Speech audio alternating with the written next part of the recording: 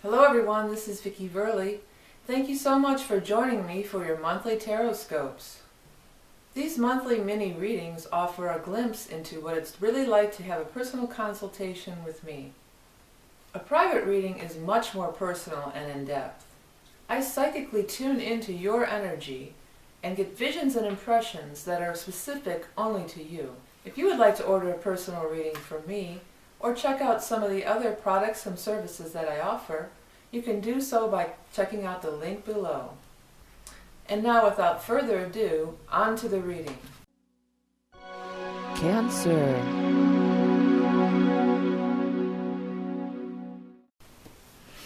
Hello, Cancer. This is Vickieverlie, the Rock and Roll Prophetess. Welcome to your April 2014 Tarotscope and mini astrology reading. Okay, we're going to dive right in and start to shuffle. Got a couple cards coming out already that want to come out. Okay, this month is going to be really powerful because there is a couple of eclipses. So I am going to do we're going to go into that in the astrology part of the reading. Okay. All right, well, the very first couple cards here I was talking about this person here. Now, I'm not sticking to genders necessarily because I'm sort of reading for a lot of people, but this Knight of Pentacles in reverse position. So when people show up in the reverse position, it really does mean that they're having a negative influence on your life, or they're negative within yourself and themselves, and it's rubbing off on you. This is definitely, it feels like somebody you've gone round and round with, because Fool in reverse. Fool in reverse. Fool is a great card. Everybody thinks, oh, the Fool, and nobody wants to be foolish. But the Fool is not about being foolish. The Fool is about, it's number 0. So it's a completely new, it's wiping the slate clean, making a new beginning. It's not that clear on this deck, but he's about to walk off a cliff. But because he has so much trust in the universe, he's going to just take that big leap of faith. So it's about being open-hearted, a new beginning, going down a new path. When it's in reverse, it can be that you're foolish. It's that you're making the same mistake over and over again. And I feel like it's going along with this guy over and over again. You keep trusting him or somebody like him. This is a repeating pattern. I say him, but it could be a her because of the general reading of nature of this reading. But it's somebody that you are going round and round and round with. You keep making the same mistakes over and over again. You think you're making a new beginning, or you say you're making a new beginning, but really it's just the same thing again. It's not, there's nothing new about it. Or if this is somebody that you keep giving another chance to, I got to give them another chance, they're just going to disappoint you again and do the same thing over and over. They're doing the same thing. They're still in negativity. You're opening your heart to negativity over and over again, whether it's through this same person or different people that are coming in to fill that slot for you, to be that the opposition, to see this negativity in yourself. And it brings struggle. Whatever this person is or represents, it brings struggle. It brings lots of struggle from all different sorts of... Seven of Rods is struggle from every which way. It's not just one thing. You're getting hit by all sorts of things here. And even if this person isn't bringing... Even if this person is just one of those things, and these other things are different areas of your life where struggle is coming at you, you know, why invite one more? You know, because the other card of this, the other meaning of this card is, you know, yeah, he's on top of it for now. He's able to fend them off, but he's going down. You know, he's going down for the last time, and it's you can't maintain this level of struggle and this level of adversity. Nobody can. It's impossible. And there's nothing brave or, you know. People might, you know, take pride in that. Oh, I can multitask all these different things. It's nothing to brag about or be proud of. It's killing you. You know, it's going to take you down. It's going to age you. It's pulling away. It's tearing at your fiber, tearing at your energy. And it's no way to be. I mean, everybody gets in times where we're really busy or we have a lot of stress. But to be in this constant state of this, you can't sustain it. It's unsustainable. So it's not a good place to be. I'm not trying to be mean. It's just saying, you know, it's time to don't do this over and over again. And if this guy is just, or girl is just one of these things, well, maybe just eliminating one of those things will lighten your load a little bit. Okay. I want to say, though, that popped at me, and I spent a little time on it. But look at what the central card is here, Ten of Cups. Ten of Cups is a wonderful, beautiful card, and it is moving into happiness and joy.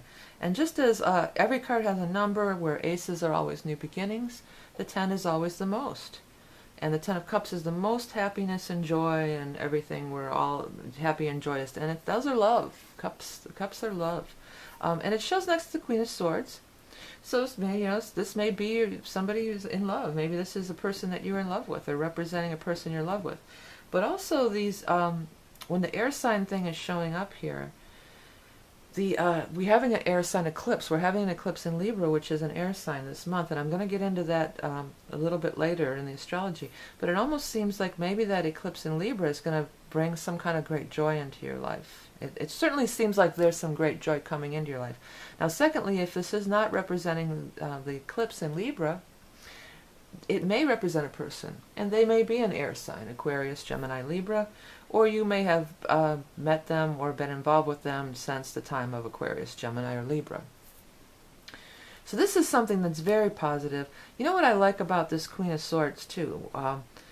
I see her like cutting. It's like she's cutting her hair. So maybe somebody's going to cut their hair. Or, I do that. I cut my hair and donate it. I've done it several times. I grow my hair out and cut it and donate it. I mean, that could be what we're talking about.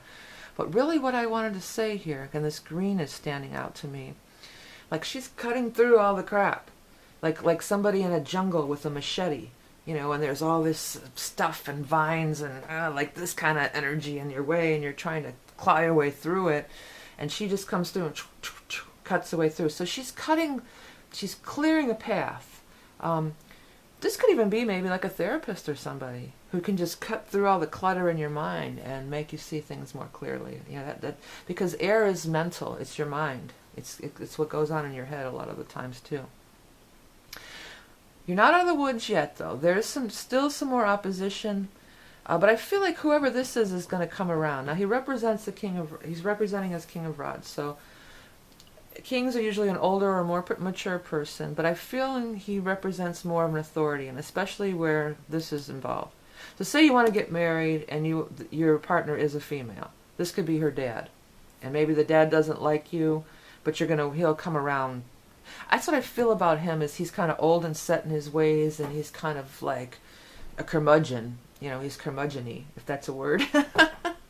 He's like he's old cranky, crabby guy, and he's got this card. This card is a card of being on guard. I'm on guard. I don't like you. I'm over here and you're over there, and I need to be leery of you. I need to be on guard against you. In reverse, it's you're not on guard. There's no reason to be on guard anymore. But also, this tells me that he's older, and a lot of his stuff is fear-based. Like he can't kick anybody's ass anymore, just to be like real blunt. But he represents like he can, but he's not. And another thing I want to say about him is he's like a big softy underneath when you really get to know him. But he's attached to this joy and happiness, and he may be somebody that in the beginning is kind of hard to deal with, but you're going to win over. It may not be a marriage or your partner's father, it could just apply to any kind of thing. But the details about him, I feel, are true. Don't be put off by him. Don't let this outer crusty level, don't you get on the defensive, like, well, screw you, old man. Don't be like that. Be understanding. Be like, take it with a grain of salt.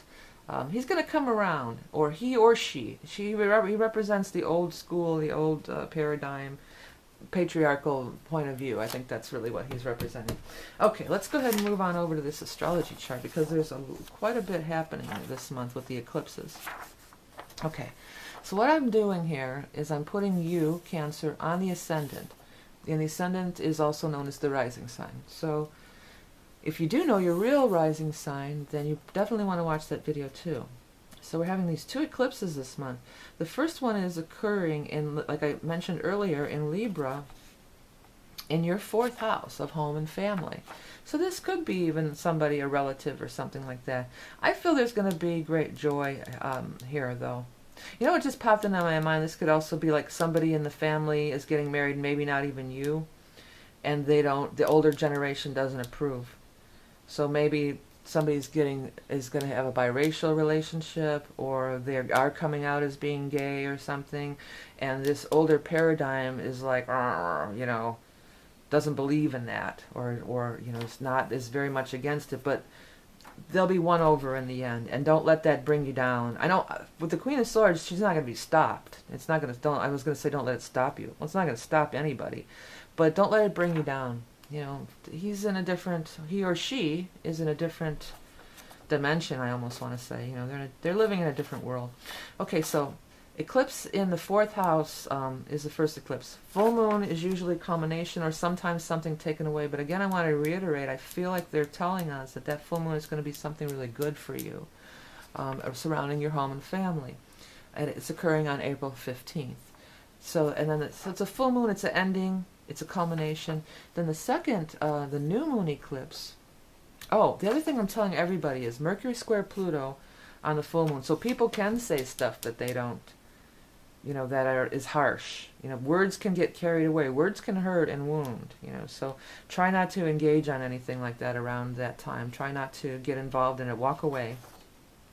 And then on a new moon eclipse, Mercury is trining Pluto. So amends could be made.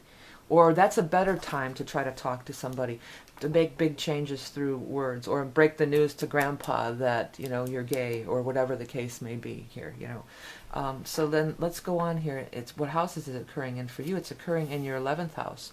Groups and friends. Groups and friends that you go along with. So that might be a good time to announce some big thing to everybody, to the whole group dynamic is involved.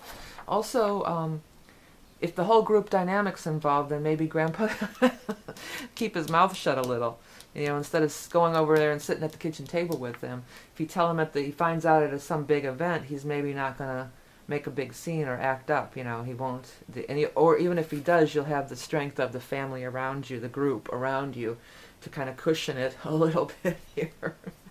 So maybe breaking some harsh news, that's kind of what I'm feeling. Not harsh news. It's good and joyous, happy news to you. But there's going to be people who don't see things your way.